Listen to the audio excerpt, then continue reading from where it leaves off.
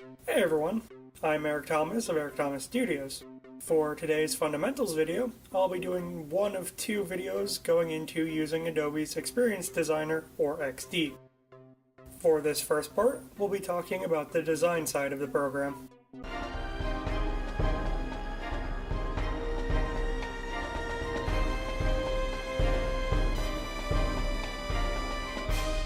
So to start things out, let's open up XD and take a look at the startup screen. To the right side is a gray bar which will have a list of any recently opened and saved XD files. And front and center, we've got our file presets. These are drop-down menus you can use for a new file, which are automatically sized for different mobile, tablet, and desktop sizes. Click on one of those and a new file will open up using the preset size.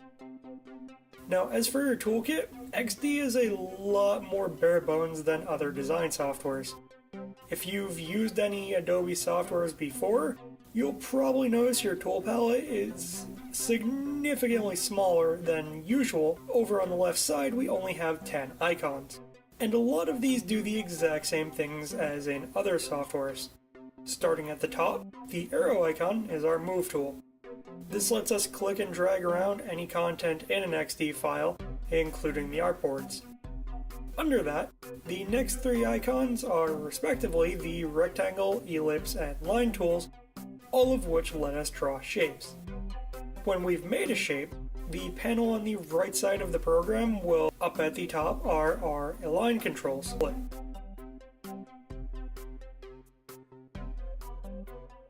We'll get to the grayed out options here in a second, but the left three icons, the other three are the horizontal or vertical align options.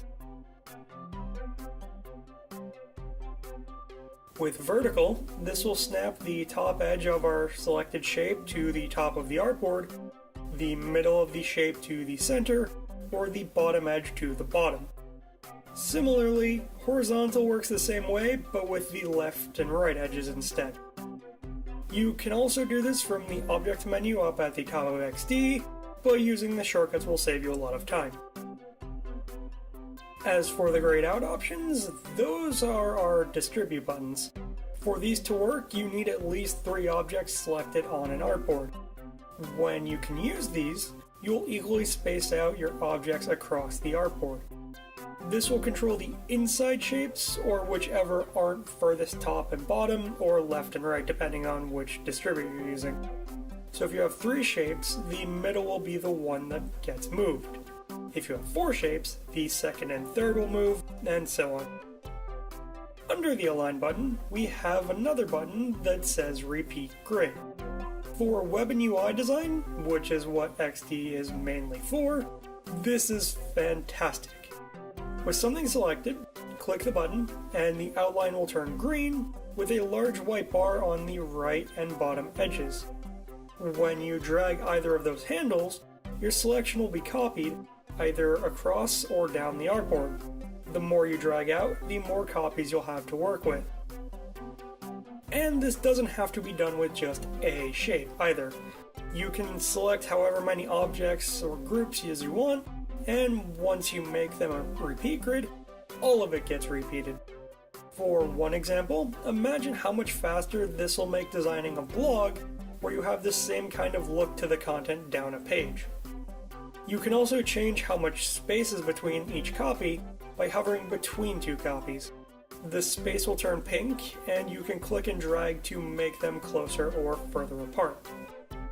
One thing to note with this though, is that you'll repeat to the nearest full copy of your selection, which just means that you can't, say, make a half copy. Once you hit the repeat grid button again, which will now say ungroup grid, everything in there will be separated out and become their own editable objects. If you had an incomplete copy, it would just make that full when you ungroup. To the right of that button, we have XD's Pathfinder. While it has less options than Illustrator or Photoshop, it still does its job well. First up is Add, which will combine all shapes that you've selected. Next to that is our Subtract option, which will cut everything in the selection out of whatever's furthest down in the layer stack. Speaking of which, as an aside, XD has updated a bit ago to have layers. To see them and change the order of your layers, you can click the icon with 2 overlapped squares down on the very bottom left of XD. You can also type Command Y, or go to there from under the View menu. Back to the Pathfinder, our third icon will intersect shapes, which will remove everything in the selection except where the shapes overlap. And lastly, the fourth button is our Exclude. This does the opposite of intersect, where any overlap will be removed and everything else will get combined into one shape. Our next set of controls under that let us control the width and height of our selection with the numbers next to W and H.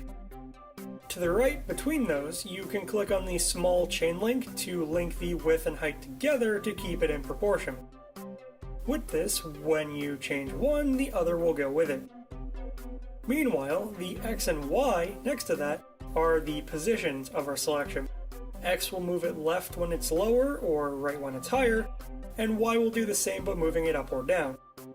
And to the right of those is a circular arrow. This lets us rotate the selection.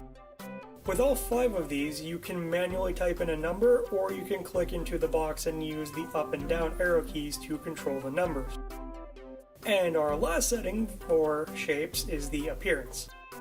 The top bar with 100% is the opacity. You can type a number in the percentage box or drag the slider to make your selection more or less transparent. Beneath that, we have 2 buttons and a number. These are the border radius controls, which lets us round the sharp corners of a rectangular shape. The higher you make the number, your rectangular's corners will pull more inward and get more and more rounded as it goes. If you click on the other button here though, you'll have 4 numbers to work with. This is because in the other setting, you can change how rounded each corner of the shape is, going from top left to top right to bottom right and finally back to bottom left. 2 things to note here. 1, when you have just one shape selected, your shape will have 4 white circles with a blue dot in the center. If you click and drag these in or out, it'll do the same thing as changing the number, though this only works with all the corners at once and will change a shape to being uniform if it wasn't. The other thing here is that even though it's called border radius, you don't actually need a border on your shape for it to work. Though to demonstrate that, we'll need to change the color of the shape or shapes we've selected, since right now it's white on white. Which brings us nicely to the next setting, the fill. The fill is the color inside our shape or shapes. Firstly, you'll notice a checkbox to the left of the fill and the next 3 things under it. This sets whether these things are active or not, so we'll want to make sure it's checked before moving on. As long as we have a fill that's visible, we can just click on that white box to open up our color picker, which starts on a solid color. On our left of this box, we have the saturation, which lets us choose how much black or white is in the color and how vibrant it is. To the right of that, we can drag up or down in the colored bar to change the hue, or the actual color in the color spectrum the fill will be.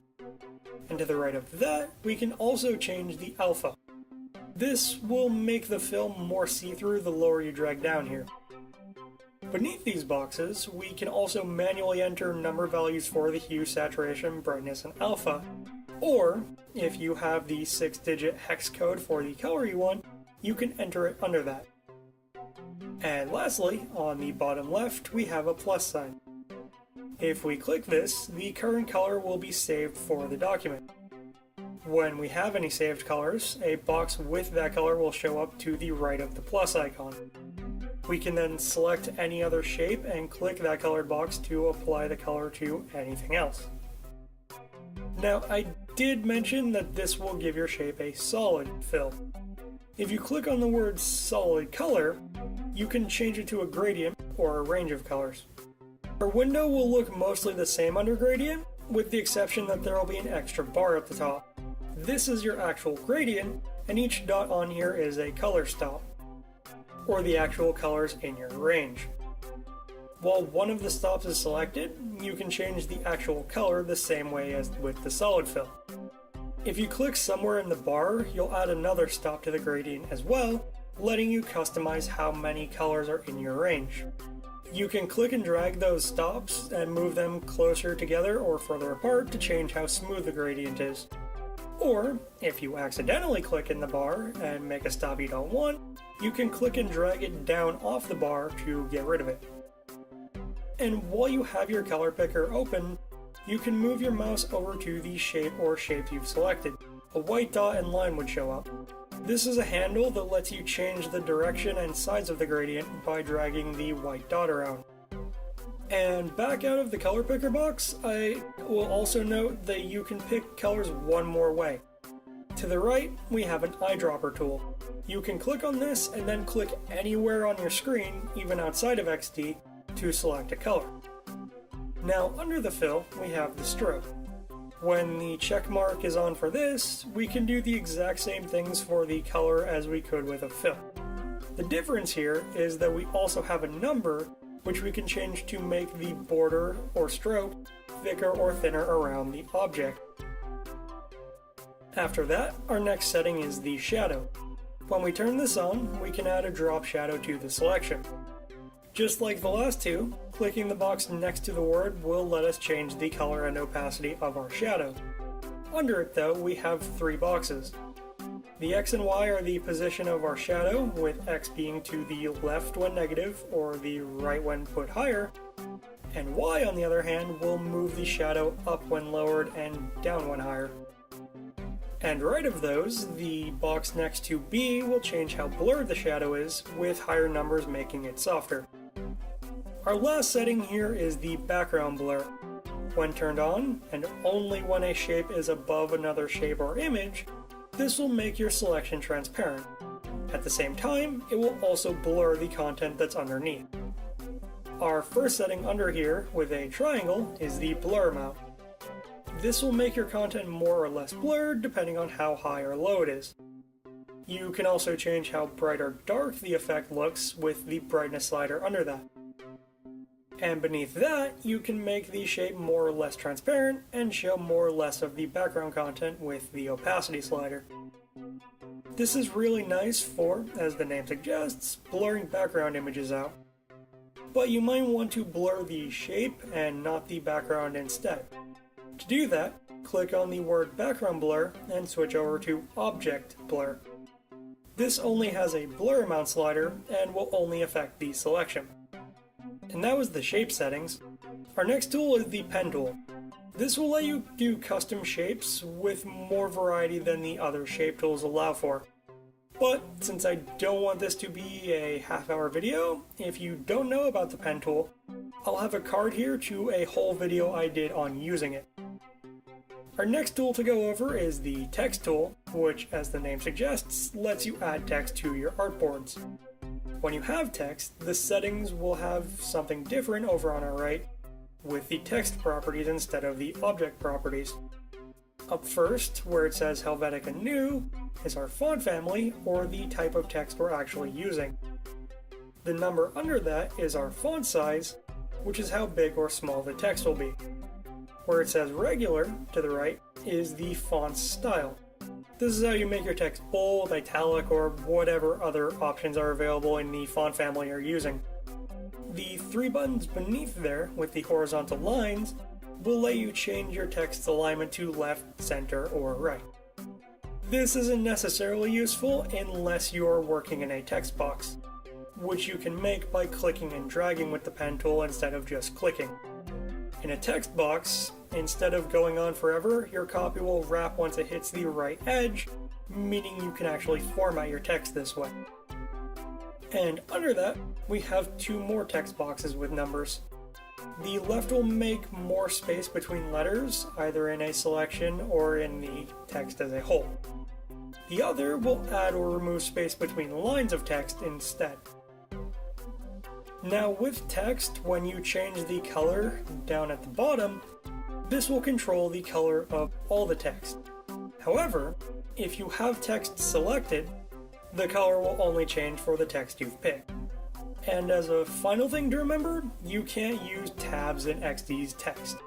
Hitting tab will just kick you out of editing it, so you'll either need to add manual spacing or make multiple text objects. The next tool we have is the Artboard tool. With this selected, we can click anywhere in the gray part of the canvas to add a new artboard, which will be sized the same as whatever artboard we were previously working in.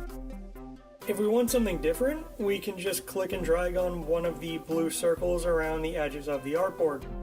This will manually change the height and/or width of the board we've selected. Alternatively, we can just click one of the presets in the right panel, which will also make a new artboard in the size we want. And also in that panel, with a board selected, is the ability to set up a grid. Just click the check mark under grid, and it'll show up on the board.